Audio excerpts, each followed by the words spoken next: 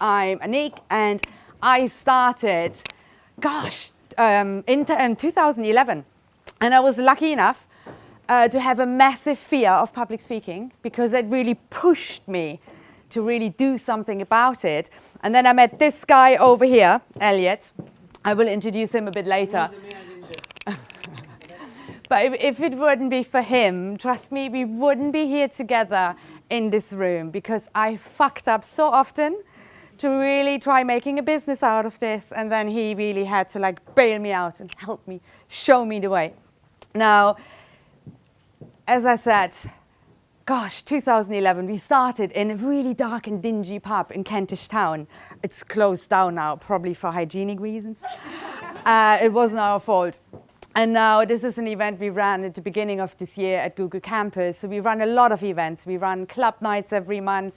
But most importantly, what we do is we help people to either overcome their fear of public speaking, really own the crazy voices, show the crazy voices who's boss, or we help people who love speaking already, because there are a few of you in the room who love speaking. There are always some people who hate it, some who will never put their hand up no matter what I'm asking. Yeah, two here. Thanks. That's a line I stole from Elliot. He always steals my jokes, so today I stole his. So that's really how we started out. And I feel, since 2011, we have helped thousands of people. And earlier, I don't know who saw me, I was interviewing Deepak. He's a guy we worked with last year. He went on Dragon's Den. He got invited to pitch there. And since then, his business has just taken off like no one's business. So there's so much power in getting out there and really using this ability, to communicate and to enroll other people into what you do, so they buy your stuff, sign up to your workshops, and make you money while you give people a lot of value. So that's what we are all about. And we are really clever compared to some of the earlier fuck-ups we did when we started with, I think, a certification program. I don't know what we were doing at the beginning, but over the years, this really has developed into a powerful 3-month and 6-month program we're running, helping people with their confidence or really getting into being a professional speaker. And if you have a quick look, what we have identified is that there are 5 things you really need to go from okay to really being an influencer. And that's having super powerful, strong stage confidence. It's also about creating a really strong signature talk. You can then go out, speak, and then afterwards, have people come to you, enroll them into what you do. It's also understanding the whole psychology and choreography of getting speaking gigs. That's one of the questions people always ask me the most, how do I get on more stages? And it's also understanding, how to sell from stage and really use that visibility that people remember you, follow you on social media, and, spread the word about what you do. Now, I don't think I'm the only one. I have the flu. Cheers to that. And so in case I took some really strong painkillers, if there's anything I'm saying that doesn't make sense, it's not my fault. It's all about the painkillers, right? And who is a member? Actually, hands up quickly. Just have a look around. We always have a mix. Some of the people are members, some are newbies. Who has never been to Speaker Express before? Who has no idea why they're even sitting here, apart from they really have fucked up a lot in their life and they felt really drawn to this event? Welcome.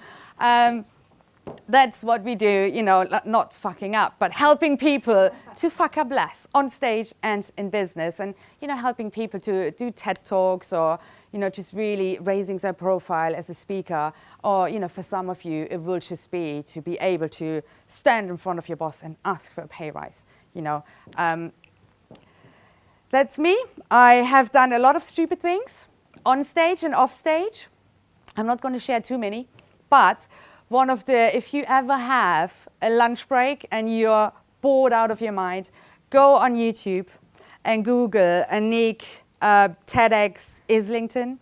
I did a TEDx a couple of years ago, and I was talking about Catwoman, unicorns. So I'm sure I inspired some crazy people. But if I think like of things I would never do on stage again, it's this TEDx. Trust me, it's very entertaining. And here is why you're here tonight. We run these club night events. For some of you, you know, you will just come here tonight to observe, to meet some other people, to learn, to practice. Some of you, there will be an audience stage time corner in the second half, so we invite you to come up, fuck up, maybe not, you might be amazing, who knows, but repeat, improve, you know, and get better and really grow as a speaker. What we realized over the years is that you won't just fall out of the sky. Oh, like this is a German saying, it doesn't make any sense in English maybe. But, you know, like a professional, powerful, impactful speaker, it's not, like some people have a natural affinity, but it is a lot of training, you know, to really understand how to enroll people and make them, you know, excited about every word you say. So we really encourage people to get things wrong. And we will have, if you all had a program, can I borrow one? There's a program on your seat. So everyone here on the program, they have volunteered to speak. They haven't been forced. They have prepared, I hope. And what Elliot and I will be doing, we will give, like the people who are on the 6 month program, we give them feedback. But obviously for you in the audience, you know, it's for you as well to sit there, to learn, observe, and see what you can incorporate into your own speaking. Now, is this one of my favorite slides? And I tell you what, this is the second time this year we run the theme of public speaking and business life fuck-ups. Since then, I think honestly, like the swear words I'm using on a daily basis have increased so much. So I don't do it on purpose. And I also forget to sometimes say please and thank you. So maybe you just have to imagine that at, you know, the end of a sentence. I don't really try to be rude, but sometimes I am. That's the German in me. So let's have a quick think. So when you think about a fuck up, what do you think of? Give me some examples. Shout them out. You. Okay.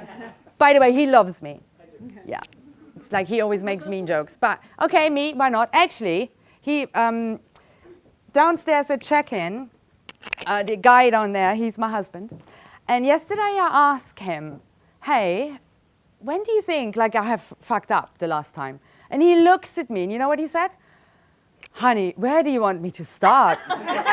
Do you want it in alphabetical or chronological order? And I'm like, wow. So maybe it's true. I'm a fuck up. But what else? What comes to mind when forgetting what you're going to say, like as in terms of a public speaking fuck up? Yes, what else? Missing your plane or train. Missing your plane or train, yes. What else? Dry throat and you can't speak at all. A dry throat. Yeah, the words are not coming out. Oh, okay, from through the fear of speaking. Yeah. The adrenaline, like then affecting your voice box. Yes, wow. What else? Business failures. Give me an example. One. Ordering too many of a product when you haven't proved it yourself. And then it sits in a warehouse. Rotten. Okay, so good, perfect. But, okay, let me firstly, I Googled it. So that's the definition. I put it all in capitals, so it's really shouting at you, right? So it's an extreme disappointment, someone who continually makes foolish mistakes, and I think in my opinion, this is the important bit, and does not learn. So have you ever ordered too many products again that sit in the garage, or have you learned from your first? You know, that's the thing about fuck-ups, and I think this is why I love running these speaker evenings, because some of you might come up here tonight and they might go blank. You might forget what to say, or you might not. You just don't know. But every time it's different, and every time I sit at the back or on the side with Elliot, and I really hope that someone will get something wrong, because this is how we learn, and this is the most important thing, really. And tonight, I really invite you to give yourself permission, you know, to maybe meet someone new, or if there's someone cute in the room and you're really scared about chatting them up, do it. I wait for you guys to talk to me. Okay, so here's what we do. Let's get started. And I think, actually, before we do that, I tell you what we do, and then I get you to talk to someone next to you. First of all, in a minute, I will give you an example. So I will get someone up here on stage, and he will do an impromptu. So he knows that he will be coming up, but he doesn't know what I want him to talk about for 90 seconds, right? So I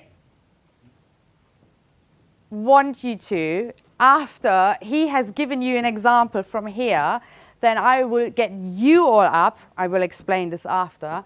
But you will do like some little impromptu speaking in a group. And why do we do that? Happens in everyday life. Practice. Practice, yes. Why else? Icebreaker, yes.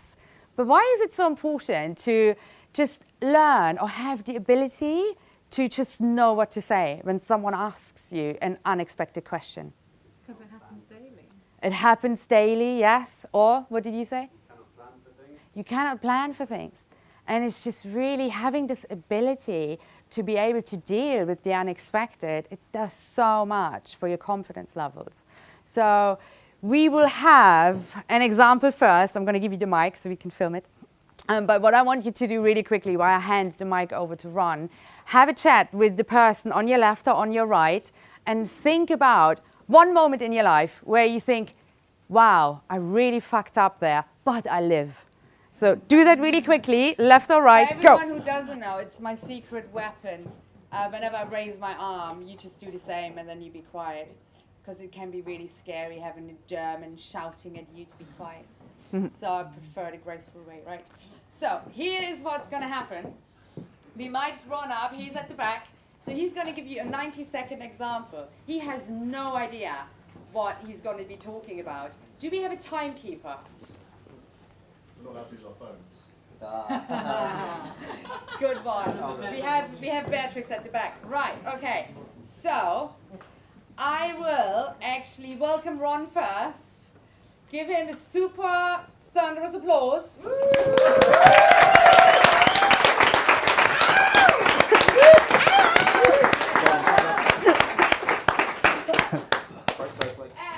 I'm not saying you're gonna bomb, but you know, like just whatever happens now, it's okay. But here's your task. You are a school teacher. This is your first day in school. They're really mean. And even though you're really scared on the inside, I want to see a lot of authority to control them, because you are a new sex education teacher. Right, you fucking lot. I need you to sit down and... Oi. What do you mean, oi? You need to sit down, you need to calm down, you need to, you know... Stop throwing things at me. Can't believe it. You need to just take it easy, sit down. You know, we'll be talking about a lot of fun things today. No, I said fun things. Fun things. Seriously, just calm down, just take a seat. No, seriously, this is such a good thing. You really need to just take it easy, just keep calm, and just don't worry. It's going to be a fun year. You know, I'll make it fun. So what are we going to learn about today? Talking about fucking and, you know.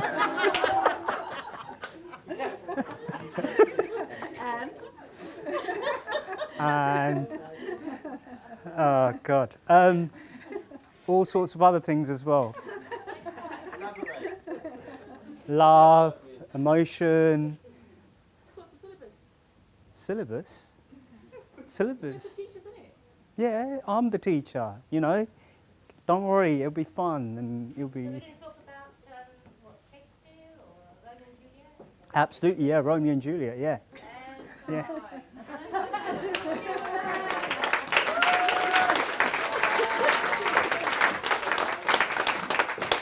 And by the way, I was extra mean because Ron is always a really gentle, softly spoken guy, you know, and this is why I know this probably really pushed you out of your comfort zone. But good work. Let's get some feedback. Me. So, well done, first of all. The challenge is when you antagonize an audience from the word go, you're going to get a response. Now, of course, people are being very nice and stuff, but even in impromptu, you still want to be able to control the audience, and at one point, it could have slipped away, and I think the audience stepped back and were really nice to you. So just be aware, if that happens, you have to be willing to rise and take control again. And then if you're going to come back with antagonistic, it's just going to raise the response back. But if you kind of won us over the moment you said, what we're going to do, we're going to talk about fucking, everyone's like, so you had a real moment there to pull us in and then start. But you know, what you did was really brave. And I know for you that's a strict, because you're quite a soft, gentle, I'd say giant in your energy. So for you to come and be aggressive was a real big step up. So good one, I like that. Keep it up. Thank you. And it's also, I'd say, when you stand here and then they start heckling, like I know you were really soft, but like people are coming at you and then you're like, rah, you know, you want to have a mix between authority, but also having them like you, so they don't hate you and heckle you even more, right? So there was a real missed opportunity for story. You know, like when you use the F word, you could have really started a story along the lines of, I'm sure a lot of you have heard the story of the bees and the pollen and the flowers, something like that. So that really intrigues them. So they stop heckling and they start listening, right? So otherwise, like honestly, like this was the meanest thing I've probably ever done to you. Good work. Thank you.